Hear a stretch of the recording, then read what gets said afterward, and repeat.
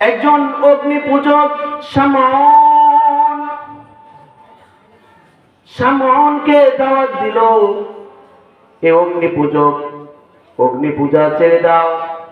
অগ্নি পূজা ছেড়ে দিয়া এক আল্লাহ পরিমাণ নিয়ে আসো, এক আল্লাহকে তুমি মেনে নাও। শামন বলে, কেন মেনে নিব? কি কারণে মেনে নিব? মানলে লাভ কি? হাসান বসরি রাহমাতুল্লাহি আলাইহি বলে, যদি পড়লা ইলাহা ইল্লাল্লাহু মুহাম্মাদুর রাসূলুল্লাহ, তাহলে সরকারে দু আলম নবী বলে, মুমিনান বিকলবিহি দাখালাল জান্নাহ। আল্লাহু আকবার। যার কলবের ভিতরে ঈমান আছে, যার কলবের ভিতরে আল্লাহ আছে, যার কলবের ভিতরে আল্লাহ আছে, যার ভিতরে জান্নাত জাহান্নামের বিশ্বাস আছে, তাকে আল্লাহ তাআলা জান্নাতে প্রবেশ করাইবেন। শামউন বলে, এই কথাটা হাসান বসরি তুমি যদি লেখা দিতে পারো তাহলে আমি মুসলমান হয়ে যাব। আল্লাহ। হাসান বসরি রাহমাতুল্লাহ আলাইহি বলেন, ঠিক আছে, লিখে দিব। লেখা দিয়ে দিছে হাসান বসরি যে আমি হাসান বসরি লিখে দিতেছি, তুমি কালিমা পড়ার কারণে তুমি জান্নাতি। সুবহানাল্লাহ। এটা তার কাফনের মাঝে দিয়ে দেওয়া হয়েছিল। তার নাম হলো হাসান বসরি। সেই হাসান বসরি রাহমাতুল্লাহি আলাইহি বলেন, সারা পৃথিবীটাই অন্ধকার, একমাত্র আলোকিত জায়গা হলো যেখানে আল্লাহর কথা স্মরণ করা হয়। সুবহানাল্লাহ। তাহলে এই জায়গাটা হলো একটা নূর, এই জায়গাটা হলো একটা আলো, এই জায়গাটা হলো জান্নাতি ফেরেশতাদের মাধ্যমে বেষ্টন করা একটা জায়গা। সুবহানাল্লাহ। সম্মানিত উপস্থিতি, আল্লাহ তাআলা এই পৃথিবীতে 104 খানা কিতাব নাযিল করেছে। কয় খানা? 104 খানা কিতাব। 100 খানা হলো সহিফা বা পুস্তিকা বা কয়েক পাতার কিতাব, আর 4 খানা হলো বড় কিতাব, তাওরাত, জাবুর, ইনজিল, এরপরে কুরআন। সুবহানাল্লাহ। তবে বাকি যত কিতাব আছে, ওই কিতাব আর কুরআনের মর্যাদা কিন্তু সমান না। ওই কিতাবের মর্যাদা কিন্তু অনেক বেশি। সুবহানাল্লাহ। অন্যান্য কিতাবের বৈশিষ্ট্য আর কুরআনের বৈশিষ্ট্য এক না। অন্যান্য যত কিতাব আছে, তাওরাত হলো কিতাবুল্লাহ, ইনজিল হলো কিতাবুল্লাহ। আল্লাহু আকবার বলবেন না? জাবুর কিতাবুল্লাহ, সহিফায়ে নূহ কিতাবুল্লাহ, সহিফায়ে আদম কিতাবুল্লাহ। কিন্তু কুরআন হলো কালামুল্লাহ। আল্লাহ। কুরআন হলো কালামুল্লাহ। কুরআন যে পড়ে সে আল্লাহর সাথে কথা বলে। কুরআনের প্রত্যেকটি আয়াতের পরিবর্তে আল্লাহ তাআলা তার কথার জবাব দেন। এই জন্যই যারা কুরআনের মজা পেয়ে গেছে, রাত্রের পরে রাত নামাজের মধ্যে কাটায় দেয়, আল্লাহ তাআলার সাথে কথা বলতে থাকে। আল্লাহু আকবার। কোরআনের 2 নাম্বার বৈশিষ্ট্য, পৃথিবীতে আল্লাহ তাআলা ইনজিল পাঠাইছেন, লেখা পাঠাইছেন। জাবুর আল্লাহ তাআলা লেখা দিয়েছেন, ইনজিল আল্লাহ তাআলা লেখা দিয়েছেন, তাওরাত আল্লাহ তাআলা লেখা দিয়েছেন, সহিফায়ে নূহ আল্লাহ তাআলা লেখা দিয়েছেন, সহিফায়ে আদম আল্লাহ তাআলা লেখা দিয়েছেন। কিন্তু কুরআন এমন কিতাব, কুরআন আল্লাহ তাআলা লেখা দেন নাই। কুরআন আল্লাহ তাআলা মুসলমানদের কলবের মধ্যে দিয়ে দিয়েছেন। আল্লাহ।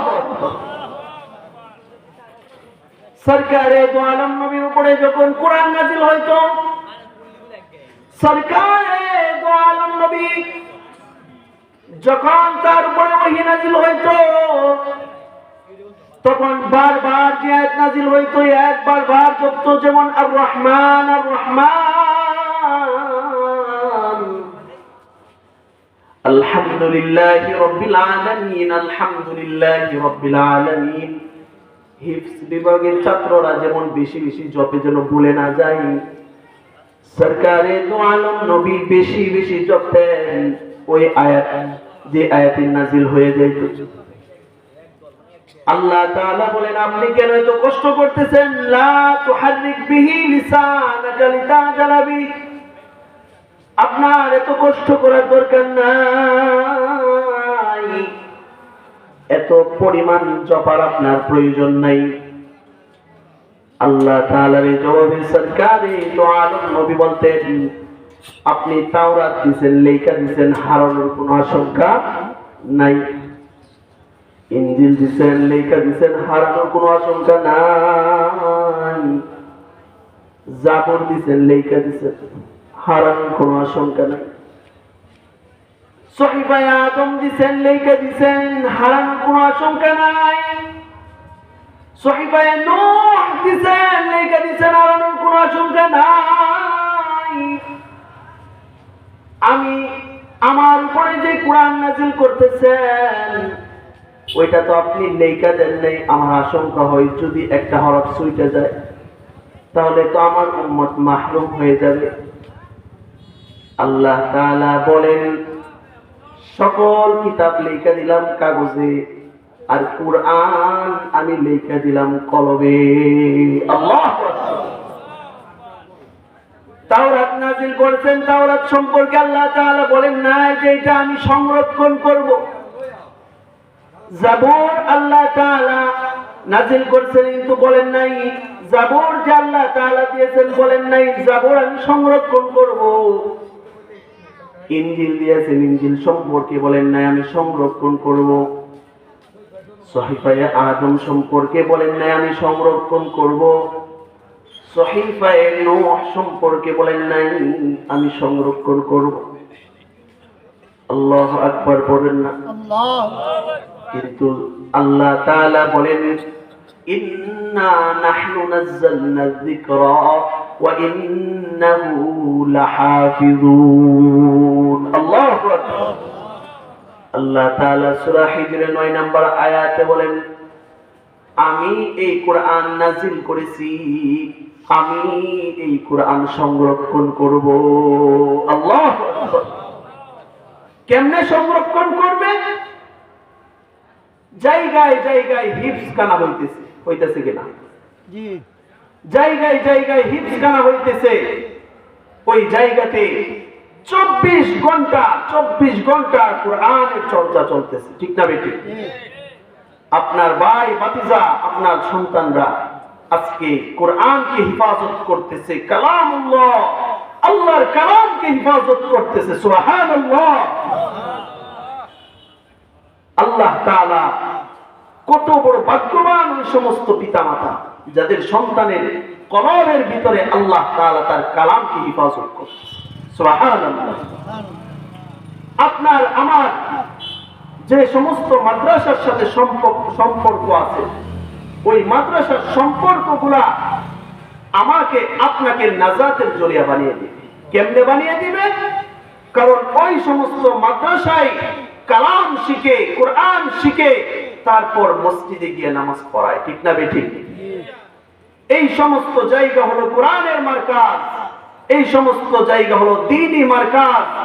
এই মসজিদের সাথে যাদের কলব থাকবে, এই মাদ্রাসার সাথে যাদের কলব থাকবে, যেহেতু ওই জায়গায় কোরআন চর্চা হয়, যারা মাদ্রাসা হিফাজত করে তারা যেন কোরআন হিফাজত করলো, ঠিক না বেঠিক? মাদ্রাসা নাই তো কোরআন শিক্ষাও বন্ধ হয়ে যাবে, ঠিক না বেঠিক?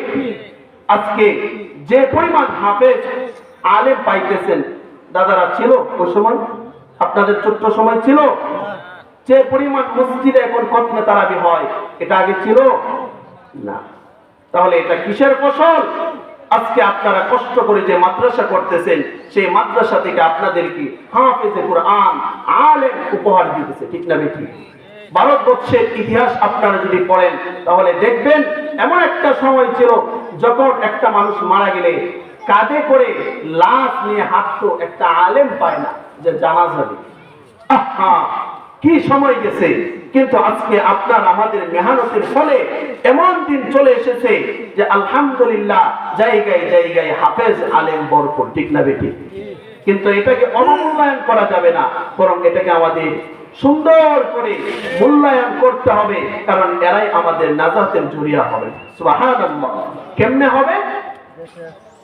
আল্লাহ তাআলা আপনার আমার দিলগুলা নিছেন, এই দিলগুলার ভিতরে আল্লাহ তাআলার কালামকে হিফাজত করবেন।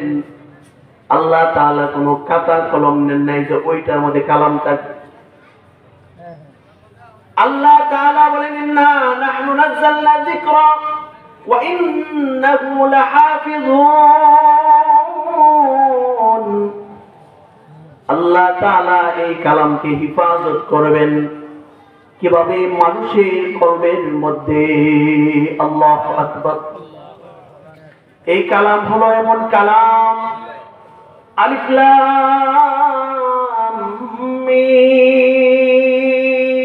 আল্লাহু আকবার বলেন, আর জোরে পড়েন আল্লাহু আকবার, অন্তর করে বলেন আল্লাহু আকবার।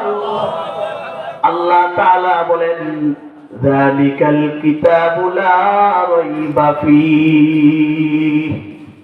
আল্লাহ তাআলা বলেন পৃথিবীর যত বড় বড় লেখক আছে পৃষ্ঠার শুরু দিয়ে লিখে দেয়, আমি কদম একটা লেখা লিখলাম, যদি কোনো ভুল হয় তাহলে মাফ করে দিবেন।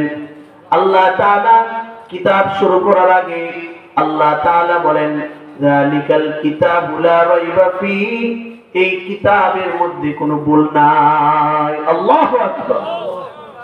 তবে কোরআন যদিও বরকতপূর্ণ একটা কিতাব, তবে এই কিতাব সকলের জন্য রহমত না, সকলের জন্য পথ প্রদর্শক না। এই কিতাব কাউকে অনেক উঁচু মাকামে পৌঁছায় দেয়, আবার এই কিতাব কাউকে ধ্বংসের দিকে নিয়ে যায়। আল্লাহ তাআলা বলেন হুদাল্লিল মুত্তাকিন, যারা আল্লাহকে ভয় করে আল্লাহ তাআলা তাদেরকে কোরআনের মাধ্যমে রাস্তা দেখান। আল্লাহু আকবার। যারা এই কোরআনের সাথে বাহাদুরি দেখাইছে তারাই ধ্বংস হয়ে গেছে। তুরস্কের নাম কে কে শুনছেন? একটু হাত তুলি। এই তুরস্ক, ঠিক আছে, মাশাআল্লাহ। যারা এই কোরআনের সাথে বাহাদুরি দেখাইছে তাদের বাহাদুরি ঠিকানা। তুরস্কে একটা কনসার্ট চলতেছে। কি চলতেছে? কনসার্ট চলতেছে, গানের কনসার্ট।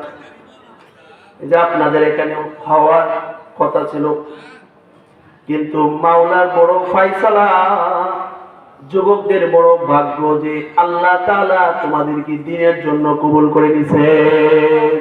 আমিন বলেন। তুরস্কের ওই জায়গার মধ্যে কনসার্ট ছিল। এইখানে কনসার্ট হলে তো আর মদ পান করা হইতো না, ঠিক না বেঠিক? কিন্তু তুরস্কের এই কনসার্টের মধ্যে মদ পান করে, তুরস্কের কনসার্টের মধ্যে নগ্নতা হয়, তুরস্কে ওই কনসার্টের মধ্যে যত খারাপি আছে সব ধরনের গুনাহ ওই জায়গার মধ্যে হয়। কনসার্ট চলতেছে, কনসার্ট চলতেছে চলতেছে, ওই অবস্থার মধ্যে হঠাৎ করে একজন বলে উঠলো একটা কোরআনে কারীম নিয়ে আসো। নাউজুবিল্লাহ পড়েন। নাউজুবিল্লাহ। নাপাক অবস্থা, গুনাহের পরিবেশে তিনি বলে একটা কোরআনে কারীম নিয়ে আসো। একটা কোরআনে কারীম নিয়ে আসলো। আল্লাহ তাআলা মাফ করুক, কোরআন থেকে একটা একটা পাতা ছিঁড়ে ফেলে দিতেছে আর বলতেছে ইন্না নাহনু নাযালনা যিকরা ওয়া ইন্নাহু লাহাফিজুন।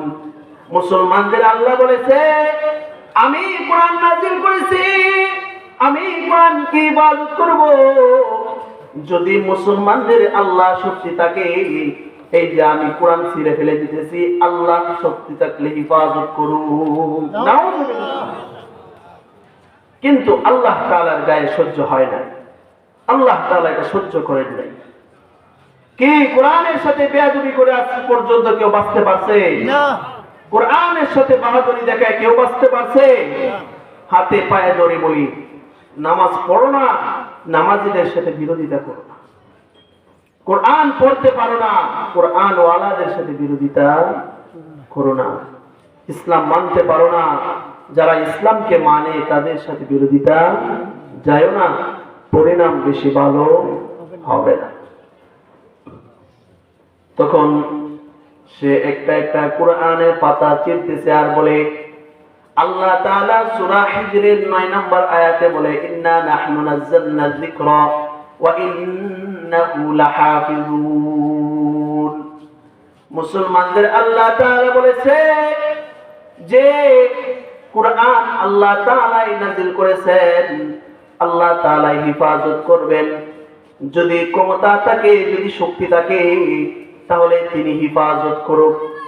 আল্লাহ তাআলা সহ্য হয় নাই, আল্লাহ তাআলা তারা যে একটি বড় বিল্ডিং এর ভিতরে গুনাহ করতেছিল, আল্লাহ তাআলার আযাবের নিয়ম হলো যখন আসবে সকলকে নিয়ে চলে যাবে, সঙ্গে সঙ্গে ওই বিল্ডিংটা মাটির নিচে দাবতে লাগলো। আল্লাহু আকবার। কোরআনের সাথে বাহাদুরি দেখায় না, যারা কোরআনের সাথে বাহাদুরি দেখায় তাদেরকে আল্লাহ তাআলা এইভাবে ধ্বংস করে দেন। আর যাদের ভিতরে কোরআনকে ইবাদত করেছেন, কোরআনের সাথে যাদের মুহাব্বত আছে,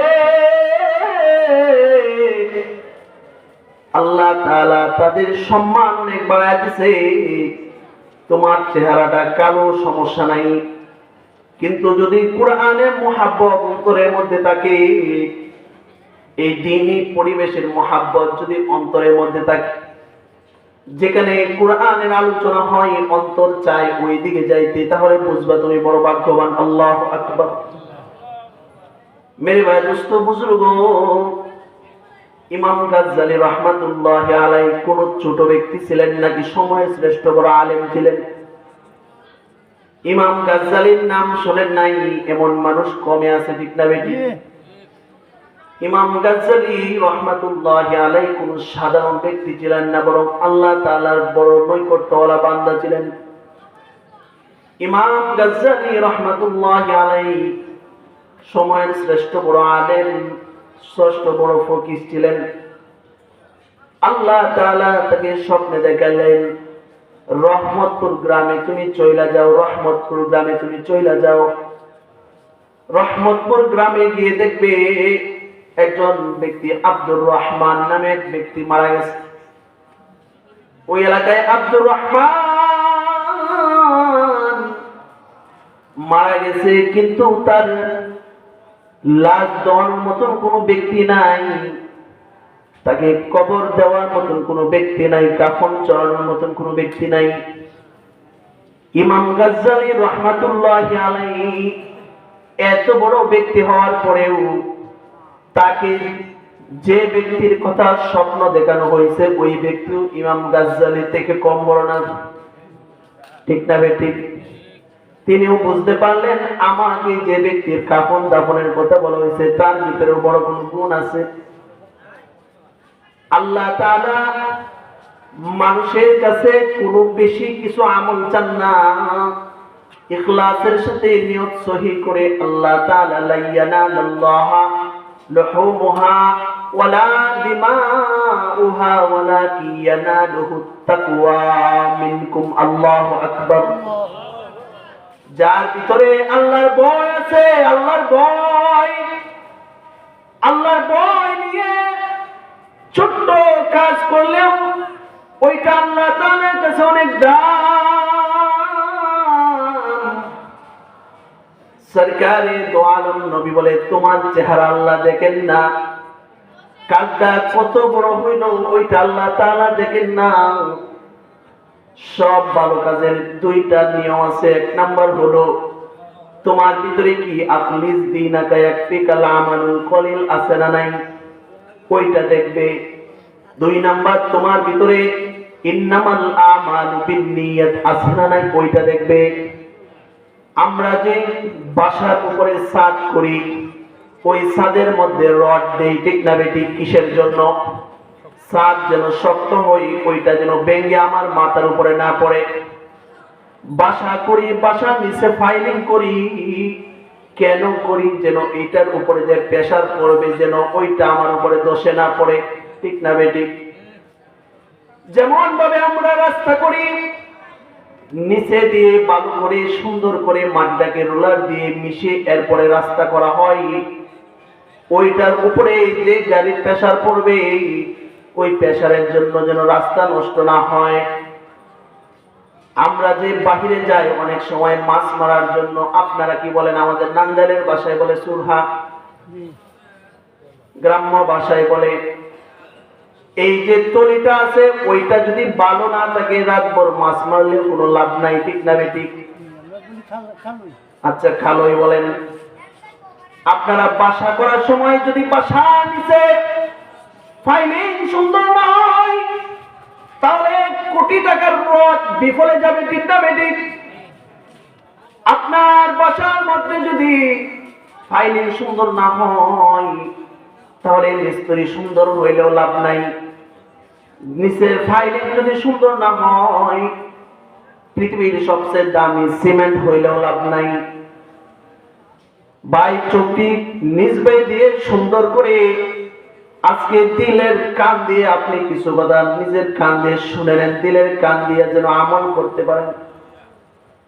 আমলটা যদি ছোট হয়, আমল বড় দরকার নাই, কিন্তু ছোট আমল স্তম্ভ যদি সুন্দর হয়, মজবুত হয়, তাহলে ওইটার উপরে যে আমলই রাখবেন ওইটাই আল্লাহ তাআলার কাছে কবুল। আল্লাহু আকবার। আপনি কোরআন তিলাওয়াত করেন, আপনার ভিতরে ইখলাসিয়াত আছে, আখলিস দীনাকা ইয়াকফিকাল আমালুল কলিল। আপনি কোরআন তিলাওয়াত করেন, ইন্নামাল আমালু বিন্নিয়াত, আপনার নিয়ত সহিহ আছে। যদি এই দুইটা বিষয় থাকে তাহলে আপনার কোরআন তিলাওয়াত সফল। আল্লাহু আকবার। কি ঘটনা বলতেছিলাম সকলের মনে আছে না নাই? ইমাম গাজ্জালি রাহমাতুল্লাহি আলাইহি, ইমাম গাজ্জালি রাহমাতুল্লাহি আলাইহি আল্লাহ তাআলা স্বপ্ন দেখাইছেন রহমতপুর গ্রামে আব্দুর রহমান নামে একজন মারা গেছে। ইমাম গাজ্জালি রাহমাতুল্লাহি আলাইহি, তুমি তাড়াতাড়ি চলে যাও, তার বাড়িতে কাফনের ব্যবস্থা করো, দাফনের ব্যবস্থা করো, গোসলের ব্যবস্থা করো। এমন কোন ব্যক্তি নাই যে আমার আব্দুর রহমানকে কাফন দিবে, দাফন দিবে, তুমি তাড়াতাড়ি চলে যাও। আব্দুর রহমানের বাড়িতে তিনি চলে গেলেন, এলাকার অনেককে জিজ্ঞাসা করলেন, আব্দুর রহমান কাউকে চিননি? আব্দুর রহমান নামে কাউকে চিননি? এলাকার প্রথম দিকের মানুষ চিনে না, তাহলে বোঝা গেল কোনো প্রসিদ্ধ ব্যক্তি না, ঠিক না বেটি? একজন প্রসিদ্ধ ব্যক্তি একটা এলাকা ছাড়িয়ে একটা থানা পর্যায়ে তার নাম থাকে। যেহেতু এলাকার শুরুর দিকের মানুষই বলতে পারে না আব্দুর রহমান নামের কোন ব্যক্তি মারা গেছে, তাহলে এটা সাধারণ মানুষ। আব্দুর রহমান নামের ওই ব্যক্তি তার বাড়িতে যখন পৌঁছে গেলেন, আব্দুর রহমান নামক ওই বাড়িতে যখন পৌঁছে গেলেন, ইমাম গাজ্জালি রাহমাতুল্লাহি আলাইহি গিয়ে দেখেন কিছু মানুষ কান্না করতেছে। বললেন, তোমরা কান্না কেন করতেছো? বলে, উনি আমার বাবা হন, কিন্তু আফসোসের বিষয় আজকে উনি মারা গেছেন, কিন্তু তাকে গোসল করানোর মতন কোন আলেম এখানে নাই, তাকে কাফন দিবে এমন কোন ব্যক্তি নাই, তাকে দাফন দিবে এমন কোন ব্যক্তি নাই। ইমাম গাজ্জালি রাহমাতুল্লাহি আলাইহি তিনি বলেন, আল্লাহ তাআলা আমাকে স্বপ্নে দেখে দায়িত্ব দিয়েছেন, আমি আসছি আব্দুর রহমানের গোসল করানোর জন্য। আমি আসছি কাফন দেওয়ার জন্য, আমি আসছি দাফন দেওয়ার জন্য। ইমাম গাজ্জালী রাহমাতুল্লাহি আলাইহি আব্দুর রহমানের শরীরটা নিজের হাতে গোসল করে দিলেন, নিজের হাতে কাফন চড়ায় দিলেন, নিজের হাতে কবরে যখন রাখতেছেন, আল্লাহু আকবার আল্লাহু আকবার, সঙ্গে সঙ্গে কবর থেকে মেশকে আম্বরের ঘ্রাণ শুরু হয়ে গেছে। আল্লাহু আকবার। ইমাম গাজ্জালী রাহমাতুল্লাহি আলাইহি যে ধারণা করেছিলেন যে ওইটা কোনো সাধারণ ব্যক্তি না, যদিও দুনিয়ার মানুষ তাকে সাধারণ মনে করছে, কিন্তু সরকারে দো আলম নবী অনেক আগেই বলে দিয়েছেন, ইন্নাল্লাহা লা ইয়ানজুরু ইলা সুওয়ারিকুম ওয়ালাকিন ইয়ানজুরু ইলা কুলুবিকুম। সরকারে দো আলম নবী বলে, আল্লাহ তাআলা তোমার কলব দেখে, যার কলব সুন্দর, চেহারা সুন্দর না হইলেও চলবে, যার কলব সুন্দর, বংশ বড় না হইলেও চলবে। আল্লাহু আকবার পড়বেন না? কাশ্মীরি রহমাতুল্লাহি আলাইহি, আনোয়ার শাহ কাশ্মীরি রহমাতুল্লাহি আলাইহি এক জায়গায় দাঁড়ায় রয়েছে। আনোয়ার শাহ কাশ্মীরি আমাদের আকাবিররা কেমন ছিলেন একবার একটু বই জানেন। আনোয়ার শাহ কাশ্মীরি রহমাতুল্লাহি আলাইহি এক জায়গায় দাঁড়ায় রয়েছেন, হঠাৎ করে দেখলেন একটা ধুতিওয়ালা ব্যক্তি দাঁড়ায় রয়েছে। আনোয়ার শাহ কাশ্মীরি রহমাতুল্লাহি আলাইহির মতন আলেমদের ভিতরে শুধু মুসলমানদের ভালোবাসা ছিল না, ওনাদের মতন আকাবিররা চিন্তা করতেন যেন পৃথিবীর কোন ইনসান জাহান্নামে না যায়। আনোয়ার শাহ কাশ্মীরি রহমাতুল্লাহি আলাইহি এই ধুতিওয়ালা ব্যক্তির দিকে তাকায় চোখে পানি ছেড়ে দিছে, চোখের পানি ছেড়ে দিয়ে বলতেছে, আল্লাহ যদি তোমার চেহারা সুন্দর না বানায়, কলবটা সুন্দর বানায় দিত, তাহলে তুমি ভাগ্যবান হয়ে যাইতে। আল্লাহু আকবার।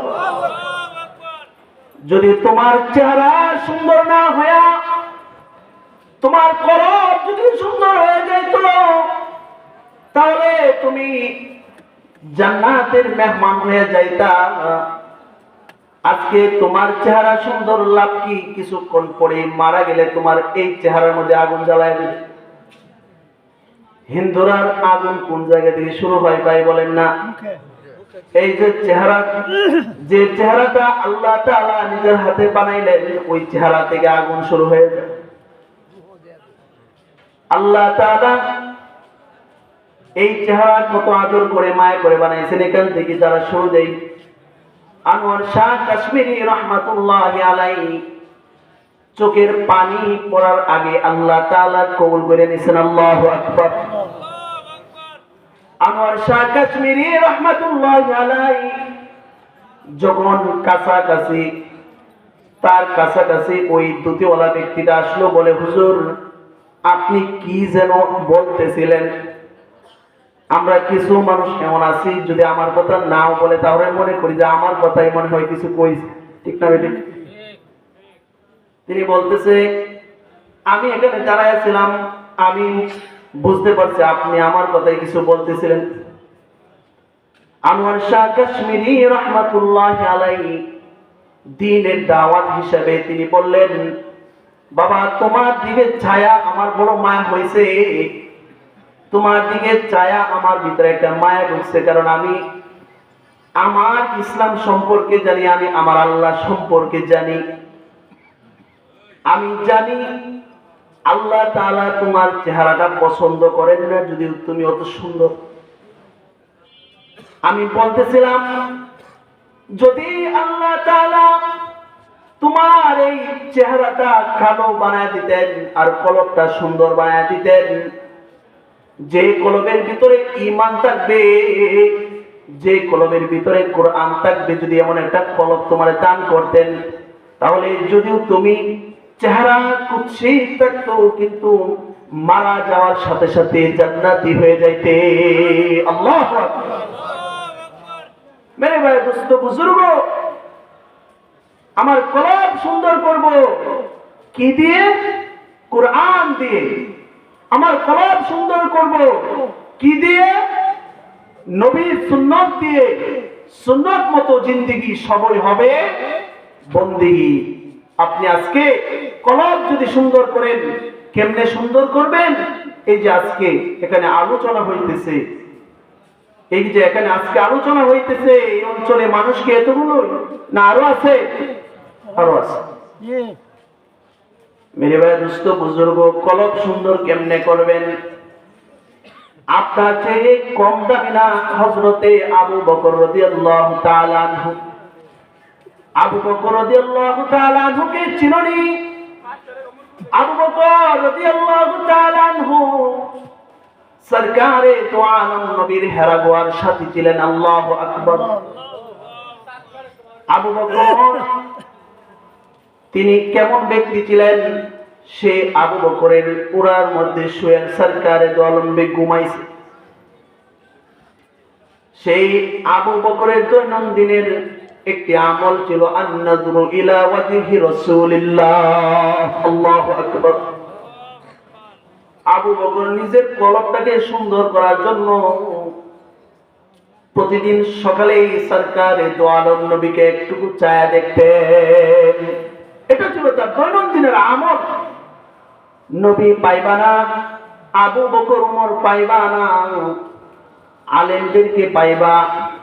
যদি আলেমদেরকে নিজের নেক স্রোতে নেকের নিয়তে তুমি একবার দেখো, ওইটা নূর হয়ে তোমার কলবকে আল্লাহ তাআলা সুন্দর করে দিবে। বলতেছিলাম ইমাম গাজ্জালী রাহমাতুল্লাহি আলাইহি লাশকে কবরে রাখলেন, কবর থেকে মিশকে আম্বরের ঘ্রাণ শুরু হয়ে গেছে। ইমাম গাজ্জালী রাহমাতুল্লাহি আলাইহি বুঝে গেছেন এটা কোনো সাধারণ ব্যক্তির কবর না। এই ব্যক্তির ভিতরে কি আমল আছে, ওই আমল বাহির করে আমার ভিতরে ঢুকাইতে হবে। কে বলতেছেন? কে বলতেছেন?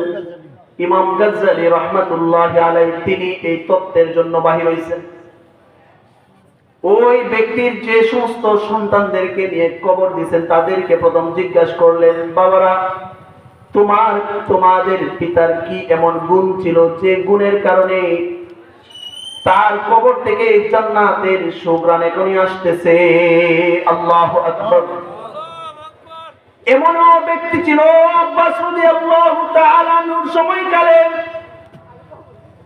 ও মেরে ভাই দোস্ত বুজুর্গ, কারো কবরটা জান্নাতের বাগান, কারো কবরটা জাহান্নামের টুকরা। এই যে ওই ব্যক্তির কবর থেকে জান্নাতের সুঘ্রাণ আসতেছে, আমল ভালো টাকার কারণে জান্নাতের সুঘ্রাণ আসতেছে। ওই ব্যক্তি জিজ্ঞাসা করলো, ইমাম গাজ্জালী জিজ্ঞাসা করলো, তোমার বাবার কি এমন আমল ছিল? বলে, না, আমার বাবা একজন সাধারণ কাঠুরি ছিল। জঙ্গলে কাঠ কেটে সে নিজের জীবন উপভোগ ব্যবহার করত। জীবন চলার জন্য কাঠ কেটে কেটে বাজারে বিক্রি করে ওইটা দিয়ে খাবারের ব্যবস্থা করত। বলেন না, তার ভিতরে এমন কোন আমল আছে যে আমলের কারণে আল্লাহ তাআলা তার দাম বাড়ায় দিছে? মেরে ভাই দোস্ত বুজুর্গ বলতেছে, তাহলে এটা একমাত্র বলতে পারবে আমার যে মা আছে, সে বলতে পারবে। চলে গেল তার মার কাছে। পর্দার আড়াল থেকে ইমাম গাজ্জালী রাহমাতুল্লাহি আলাইহি জিজ্ঞাসা করে, আপনার স্বামীর এমন কি আমল ছিল যে আমলের কারণে কবরে আমি ইমাম গাজ্জালী নেমে রাখার সাথে সাথে মিশকে আম্বরের ঘ্রাণ পাইলাম? আল্লাহু আকবার। বলে, না, আমার স্বামীর তেমন কোনো আমল ছিল না, তিনি লেখাপড়াও জানতেন না, একজন কাঠুরি মানুষ ছিলেন। কিন্তু একটা ছোট্ট আমল ছিল, আমার ঘরে কোনো ফার্নিচার ছিল না, একটা কাঠ ছিল, এই কাঠের উপরে কোরআন রাখা হয়েছে। যদিও নিরক্ষর মানুষ ছিল, ইলম কালাম ছিল না, কিন্তু প্রতিদিন ফজরের নামাজ পড়ে সেই কোরআনকে বুকে জড়ায়া নিতেন। আল্লাহু আকবার। বুকে জড়ায়া বলতেন, আমাকে শিক্ষা করার মতন যোগ্যতা আমার হয় নাই তোমার কালাম শিক্ষা করার মতো, তোমার কালাম আমি শিখতে পারি নাই, কিন্তু আমি কাটুরি হইয়া সাক্ষী দিতেছি তোমার এই কালামে যা আছে সব সত্য। আল্লাহু আকবার। ইমাম গাজ্জালী রাহমাতুল্লাহি আলাইহি ওই কোরআনটা হাতে নিয়ে দেখেন এই পানি এখনো চোখের পানি কোরআনের মধ্যে দাগ হয়ে গেছে। আল্লাহু আকবার। আল্লাহ তাআলা ওই কাটুরির এই কষ্ট এমন চোখের পানি আল্লাহ তাআলা এমন কবুল করে নিছে, আল্লাহ তাআলা তার কবরের মেশকে আম্বর দুনিয়ার মধ্যে ছড়ায় দিছে। যার আমল যত সুন্দর তার মৃত্যু তত সুন্দর, যার আমল যত খারাপ তার মৃত্যু তত খারাপ। যেমন গোলাম আহমদ কাদিয়ানী, নবীর পরে নবী নাই, কিন্তু সে নবী দাবি করছে। যেমন নবী দাবি করছে, আল্লাহ তাআলা তার চেষ্টা করছেন বাথরুমের ভিতর। নাউজুবিল্লাহ পড়বেন না। মেরে ভাই দুস্থ বুজুর্গ কে কেমন এটা মারা গেলে বোঝা যায়, ঠিক না বেঠিক? মেরে ভাই দুস্থ বুজুর্গ, আমল ভালো, কবরের থেকে তোমার জীবন সুন্দর। যদিও কাটুরি ছিল, কোরআনের মহাব্বত থাকার কারণে দাম বাড়ায় দিয়েছেন আল্লাহ তাআলা। বলতেছিলাম আব্বাস রাদিয়াল্লাহু তাআলা আনহু তখন মদিনাতে ছিলেন। হজের কিছু যাত্রী মদিনার দিকে রওনা করছে, মদিনার দিকে যাইতেছে। হঠাৎ করে একজন মারা গেছে, তার জন্য কবর খনন করা হয়েছে। পবিত্র মাটি, বুঝেন কথা, একটা কবর খনন করা হয়েছে। কবর খনন করার সাথে সাথে কবরের মধ্যে এক বড় কালো একটা সাপ কবরে এসে বসে, কবরের মধ্যে শুয়ে রয়েছে। এই কবরের মধ্যে কেমনে শোয়াইবে? আরেকটা কবর খনন করা হলো, ওই কবরের মধ্যে একটা কালো সাপ আইসা বসে। 2 নাম্বারও চলে গেল। 3 নাম্বার আরেকটা কবর খনন করা হয়েছে, ওই কবরের মধ্যেও একটা কালো সাপ আইসা পড়লো। তারা চিন্তিত হয়ে আব্বাস রাদিয়াল্লাহু তাআলা আনহুর কাছে চলে গেল। আব্বাস রাদিয়াল্লাহু তাআলা আনহু আমাদের একজন হাজী ব্যক্তি, মদিনায় যাওয়ার পথে মারা গেছেন, তার জন্য 1 নাম্বার একটা কবর খনন করলাম। ওইটার মধ্যে বড় একটা সাপ, যে সেই জায়গা থেকে সরে না। এমন ভয়ঙ্কর সাপ আমরা দুনিয়ায় কখনো দেখি নাই। আল্লাহু আকবার বলবেন। 2 নাম্বার আরেকটা কবর আমরা খনন করলাম, ওই কবরের মধ্যেও একটা সাপ এসে বসে। এমন ভয়ঙ্কর সাপ আমরা দুনিয়ায় কখনো দেখি নাই। 3 নাম্বার আরেকটা কবর খনন করলাম, ওইটার মধ্যেও ভয়ঙ্কর একটা সাপ এসে বসে। এমন ভয়ঙ্কর সাপ আমরা কখনো দেখি নাই। এই সাপ সহকারে আমরা কেমন করে একে শোয়াবো? আব্বাস রাদিয়াল্লাহু তাআলা আনহু তিনি বলেন, ওইটা সাপ না, বরং সারা জীবনের আমল এমন হয়ে গেছে। নাউজুবিল্লাহ। আমি আব্বাস বলে দিতেছি, পৃথিবীর মধ্যে তার জন্য যদি সারা পৃথিবীটা খনন করতে থাকো, যে জায়গায় তার জন্য কবর খনন করবো ওই জায়গা থেকে সাপ উঠতে থাকবে। এই সাপ সহকারে তাকে কবরে নামায়। মেরে ভাই দুস্থ বুজুর্গ, মৃত্যুর চিন্তা কার কার আছে? মৃত্যুর চিন্তা আছে না নাই? কবরের চিন্তা আছে না নাই? হাসরের চিন্তা আছে না নাই? যদি চিন্তা থাকে তাহলে হাফেজ বানাও, যদি চিন্তা থাকে কোরআনের মহাব্বত দিলের অন্তরে জায়গা দাও। কারণ যখন দুনিয়ার কেউ তোমার সাথী হবে না, দুনিয়া মারা গেছো তো 3টা জিনিস তোমার সাথে যাবে, আর 2টা জিনিস ফিরে আসবে। 3টা জিনিস তোমার সাথে যাবে, একটা কবরের সাথে হবে, আর বাকি 2টাই তোমার বাড়িতে চলে আসবে। এক নাম্বার, তোমার যত আত্মীয় স্বজন আছে এই কবর পর্যন্তই তাদের সাথে পাইবা, আর তোমার সাথে যাবে না। দুই নাম্বার, যত সম্পদ আছে ওটা দুনিয়ার মধ্যেই থেকে যাবে, তোমার সাথে যাবে না। আমল তোমার সাথে যাবে, যদি ভালো করো ওইটাও তোমার সাথে যাবে, যদি খারাপ করো ওইটাও তোমার সাথে যাবে। মেরে ভাই দুস্থ বুজুর্গ, যাদের ভিতরে কোরআনের মহব্বত আছে তারা ওই সময় আল্লাহ তাআলার দয়ায় তারা বেঁচে যাবে। আল্লাহু আকবার। কারণ সময়টা কোনো সাধারণ সময় না, সময়টা কোনো সাধারণ সময় না। যখন একটা মানুষের সাকরাত শুরু হয়ে যায়, তাহলে কোরআনের মহব্বত যদি তার ভিতরে না থাকে, আল্লাহর দয়া যদি তার ভিতরে না থাকে, তাহলে ওই ব্যক্তিটা সাকরাত থেকে বাঁচা সম্ভব না। সাকরাত থেকে, সাকরাতের যে কষ্ট আছে ওইটা আল্লাহ তাআলা একমাত্র বাঁচিয়ে দেন আল্লাহর মহব্বত তার অন্তরে থাকলে। সুবহানাল্লাহ। যখন কোন কোরআনের মহব্বত ওয়ালা ব্যক্তি যখন তার হায়াতের জিন্দেগি শেষ হওয়ার পথে চলে যায়, সাকরাত অবস্থায় যখন চলতে থাকে, 501 জন ফেরেশতা আল্লাহ তাআলা তার জান কবজ করার জন্য পাঠায় দেয়। কয়জন? 501 জন।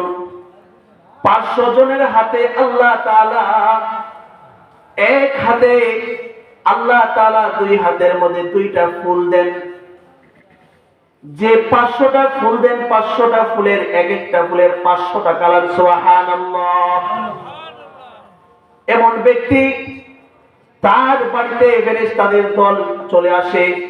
501 নম্বর যে ব্যক্তি, যে ফেরেশতা থাকবে, ওই ফেরেশতার এক হাতে জান্নাতি ফুল আর এক হাতে জান্নাতের রুমাল। আল্লাহু আকবার। নেককার ব্যক্তি যখন মৃত্যুর সময় ঘনিয়ে আসবে, নেককার ব্যক্তির যখন মৃত্যুর সময় হয়ে আসবে, তখন তার সামনে চলে আসবে এই ফেরেশতারা। যখন চলে আসবে বলবে, মাল মাউত, মৃত্যুকে চেনো কি? মেরে ভাই দুস্থ বুজুর্গ, সাকরাত ওয়ালা অনেক ব্যক্তিকে আমরা দেখতে যাই, আমরা দেখে ব্যক্তি ওই দিয়ে যায়, ঠিক না বেটি? গড়ে অনেক মানুষ আছে কিন্তু কারো দিকে চায় না। দুনিয়াতে আছে ঠিকই, কিন্তু দুনিয়ার কোনো কবর তার নাই, ঠিক না বেটি? বলে, মাল মাউত, মৃত্যুকে চেনো কি? বলে, আলাল মাউত, মৃত্যু কি? মৃত্যুকে চিনো কি? বলে, না, মৃত্যুকে আমি চিনি না, কারণ মৃত্যুকে চিনলে কেউ দুনিয়াতে থাকে না।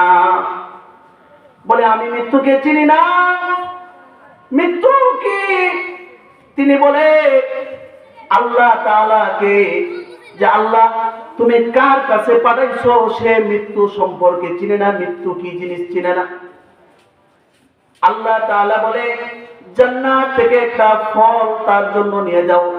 জান্নাতের একটা ফলের মধ্যে লেখা দিবা আল্লাহ। আল্লাহু আকবার। আরেক জায়গায় লিখে দিবা মুহাম্মাদুর রাসূলুল্লাহ।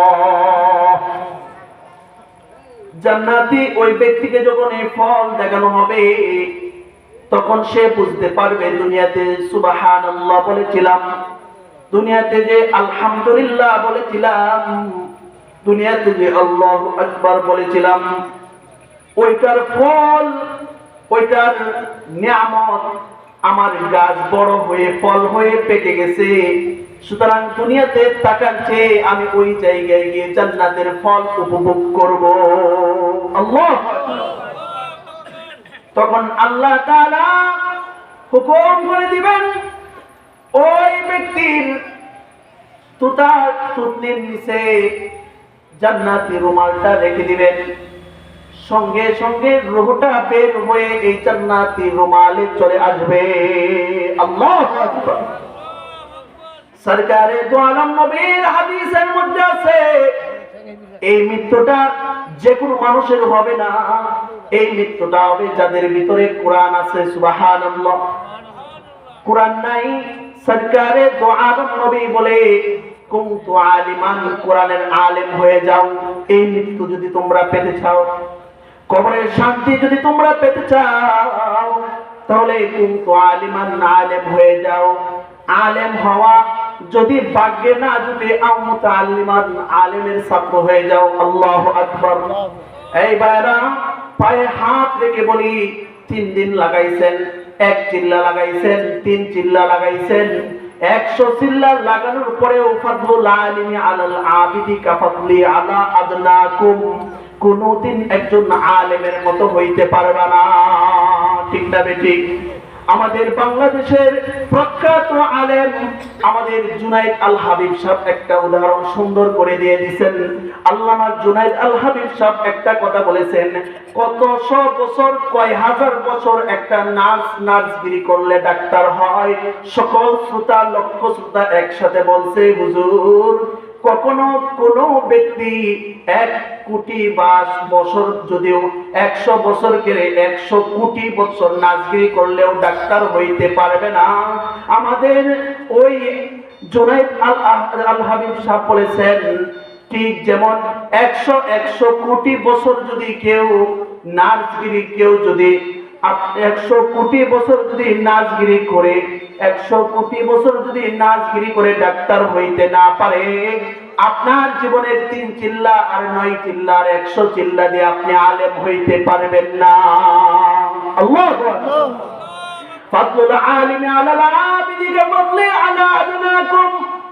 মেরে দোস্ত বুজুর্গ, আমি বলতেছিলাম, আপনারা যদি ওই সুন্দর মৃত্যু পেতে চান, কুনতু আলিমান, আলেম হয়ে যান।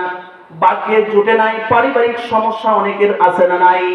আলেম হওয়ার ইচ্ছা, কিন্তু বাড়িতে যে সমস্যা, বড় বোন আছে, বোনকে বিবাহ দিতে হবে, পিতা মারা গেছে, বাড়ির দায়িত্ব আমার উপরে চলে এসেছে, এই জন্য আলেম হইতে পারেন নাই। অসুবিধা নাই, সুন্দর মৃত্যু আপনিও পাবেন। আও মুতাআল্লিমান, সে আলেমদের ছাত্র হয়ে যান। কেমনে ছাত্র হবেন? 3 দিনের জন্য আলেমের সাথে 3 দিন লাগান। কেমনে ছাত্র হবেন? যেখানে মাহফিল হবে আলেমদের থেকে সবক গ্রহণ করেন। কেমনে ছাত্র হবেন? একজন ইমাম সাহেব থেকে আপনি সবক গ্রহণ করেন। হুজুর, 40 বছর ধরে নামাজ পড়ি, কিন্তু আজ পর্যন্ত নামাজের রুকুটা আপনাকে দেখানো হয় নাই, আমার ভুল হয়ে গেছে। আমার রুকুটা দেখেন, রুকু কেন হইতেছে কিনা, আমার সিজদাটা দেখেন, আমার সিজদা হইতেছে কিনা, আমার আল্লাহু আকবার নিয়ত যে আমি হাতে বাঁধি, ওই নিয়তটা আমি হইতেছে কিনা। হুজুর, আমি যে 40 বছর ধরে আযান দেই, আল্লাহু আকবার, আল্লাহু আকবার হইতেছে কিনা। হুজুর, এইভাবে যখন হুজুরদের কাছ থেকে সবক নিবেন, তাহলে আপনি হয়ে যাবেন হুজুরদের ছাত্র, আলেম হইতে পারেন না, আলেমদের ছাত্র। সরকারে দো আলম নবী বলে, আলেমের ছাত্র হইলেও তোমার জন্য সুন্দর মৃত্যু। আলেমের ছাত্র হওয়ার সুযোগ হয় না বিভিন্ন কারণে। আও মুহিব্বান, তোমরা আলেমকে মুহাব্বত করো, কারণ তাদের ভিতরে কোরআন আছে। যে কোরআনের দাওয়াত সরকারে দো আলম নবী পাহাড়ে বাতাসে, আকাশে বাতাসে ছড়ায় দিয়েছিলেন, যে দাওয়াত ওই মক্কার জমিন থেকে, মদিনার জমিন থেকে আমাদের বাংলাদেশ তথা সারা বিশ্বে, আফ্রিকা, রাশিয়া, ইউক্রেন, সারা পৃথিবীতে যে আওয়াজ ছড়িয়ে দিয়েছেন, এই আওয়াজ আজকে সরকারে দো আলম নবী ছড়াইতেন। যেহেতু সরকারে দো আলম নবীর দায়িত্ব আলেম পালন করে, এই জন্য আলেমের হাতে হাত রেখে বলো, বিভেদ নাই, কোনো কিছু নাই, আপনার হাতে হাত রেখে জীবন চালাতে চাই। নারে তাকবীর দেন, একজন তাকবীর দেন। নারে তাকবীর, নারে তাকবীর। দিন ইসলাম, দিন ইসলাম, জিন্দাবাদ, জিন্দাবাদ। একদিন আমার নাম হবে লাশ, একদিন আমার নাম হবে লাশ। ঠিক না ঠিক? আমি আপনি যে যত কিছুই করি, আমার নাম কিন্তু লাশ হয়ে যাবে। লাশ মানে লাশাই, কিছুই না। ঠিক না ঠিক? মেরে ভাই দোস্ত বুজুর্গ, মেরে ভাই দোস্ত বুজুর্গ, বলতেছিলাম, কোরআনের সাথে নিজের সম্পর্ক যদি কোরআনের সাথে যদি নিজের সম্পর্ক সুন্দর থাকে তাহলে আল্লাহ তাআলা আমাদের শান বাড়ায় দিবেন। আল্লাহু আকবার। অনেক কথা বলছি, উলামায়ে কেরাম চলে এসেছেন। আমি আপনাদেরকে একটা কথা বলবো, এই যে আজকে মাহফিল শুরু হয়েছে, আগামী বছর আমাকে দাওয়াত দিলে তো আসবো, অন্যথায় তো আসতে পারবো না। আমি আপনাদেরকে বলবো, যুবক ভাইয়েরা, এই মাহফিল চলবে নাকি সামনে বছর কনসার্ট? মাহফিল চলবে ইনশাআল্লাহ। কোরআনের মহব্বত থাকবে ইনশাআল্লাহ, নবীর মহব্বত থাকবে ইনশাআল্লাহ। এই জন্য আমি আপনাদেরকে বলি, ইন্না নাহনু নাযালনা যিকরা ওয়া ইন্না লাহু লাহাফিজুন। কোরআনকে আল্লাহ তাআলা হিফাজত করবেন, মানে আল্লাহ তাআলা যারা কোরআন পড়ে তাদেরকে হিফাজত, তাদের কলবের মধ্যে হিফাজত করবেন। সেই কলব যেন আমার আপনার হয়ে যায়, আল্লাহ তাআলা তৌফিক দান করেন।